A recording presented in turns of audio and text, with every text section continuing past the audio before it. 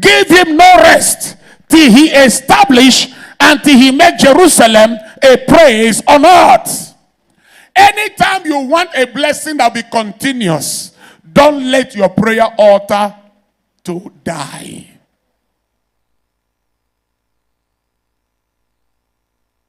A young guy, a young child, was about to take his SSCE. From the time he was in SS2, he began to ask the Lord, what direction do you want me to take? You see, when you see God early, you escape confusion early. SS2. My parents want me to study law. And Lord, what do you want me to do? And the Lord ministered to him to go into computer science. So when writing SSCE, this young chap went into 3 days dry fasting. 3 days.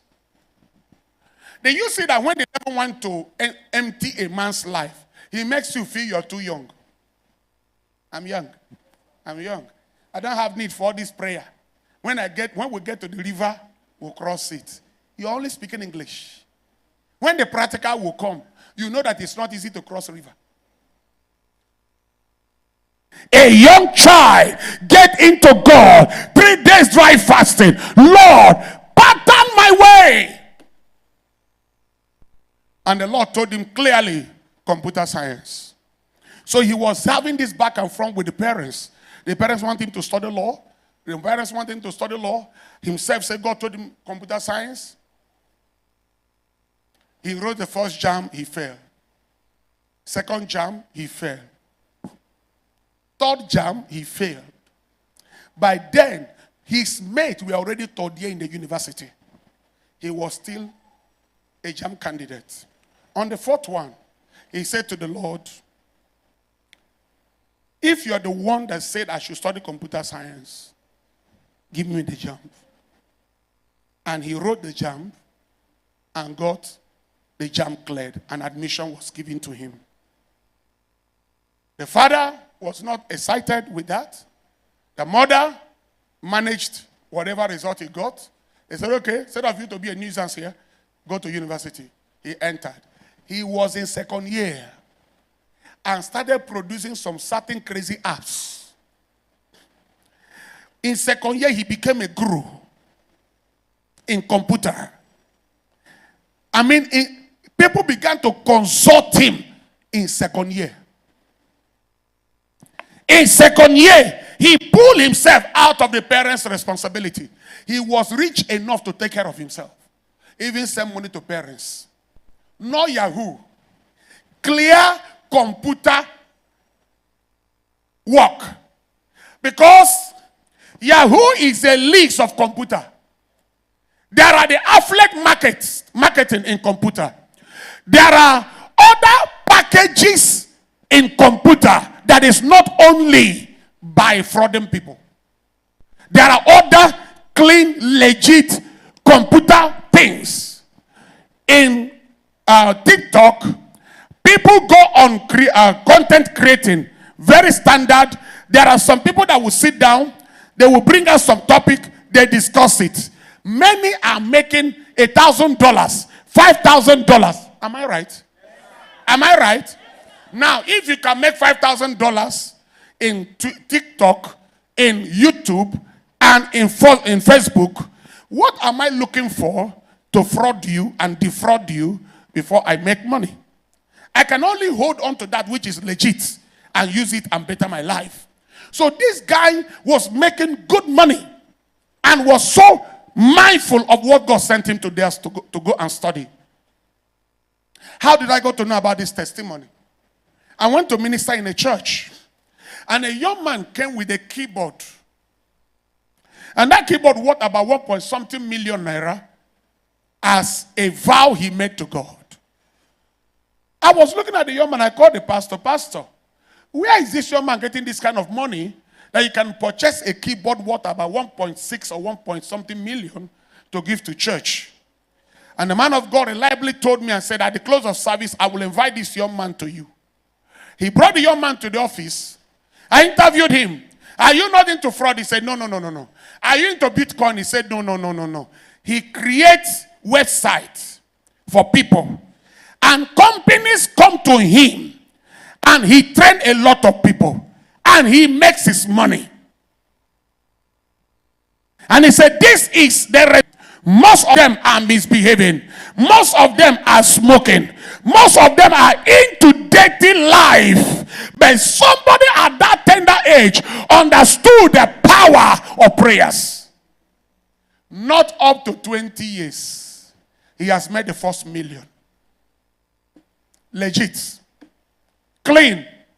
Via prayers. And I want to ask you a question. Since you have been a court member, what is your gain? Since you have been smoking, what is your gain? Since you have been prostituting, what do you achieve? Except to her.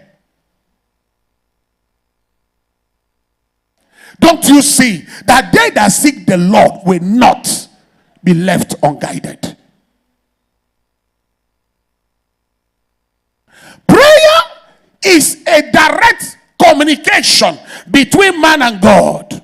If you want to have a sustained blessing, if you want to have a genuine blessing, understand that however you got it, sustain it by it. If you have gotten it through prayers, dedication to God, sustain it as well with prayers. Lift up your right hand. We will not be busy for nothing. Church, hear this. I prophesy, we will not be busy for nothing. In the great name of Jesus Christ.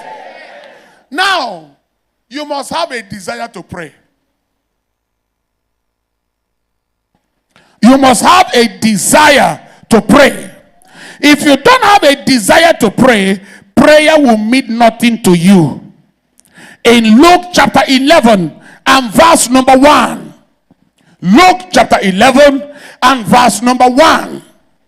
And it came to pass that as he was praying in a certain place, when he ceased, that was it simply when he stopped, one of his disciples said unto him, Lord, teach us to pray, as John also taught his disciples. In other words, they wanted to learn how to pray. You must have a desire to pray. As a pastor, quoting Bible should not be the ultimate for me. Before God, you can't stand before men. I don't just come here because I can speak. No. Every prayer, every ministration I go through, we collect my kneel on the ground for over 1 hour. Ask my home, ask my wife and my children, anytime in the house.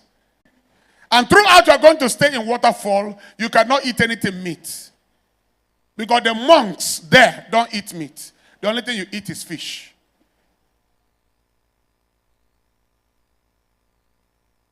It's a time you pray 247. Though it's a Catholic setting. But at the same time, you that know God, that know what you went there for, you will know what to do. When last did you set apart to pray? When last did you have somebody you pray with? But you have somebody you can spend hours on phone talking. You can spend a whole day chatting. You can do voice note from love voice note to quarrel voice note. But who among your friends, both of you, I have 3 pastor friends, any day we want to pray with each other, credit that will bomb will be over 5,000. We go on a conference. 3. One is in Aba, one is in Lagos. I'm here in Port Harcourt. We burn in our homes as if we are seeing ourselves. Because if there's no prayer back up, you will fall anyhow. You have used all the systems and they fail. Why not engage the force of prayers? You have a friend you visit. You go there, spend all the time and talk with the person. Can I ask you, retrace your steps. Find some time. Sometimes I'll stay in the compound. Somebody will come to church. He will stay outside. You just come, park your motor. The next thing, you begin to greet everybody. If nobody to greet, you begin to look for whom to greet. That is the moment. My house shall be called the house of prayer. The moment you come here, the first thing you do, you have to spend no less than 10-15 minutes on the altar. And if there's anything bothering you, you spend more time here.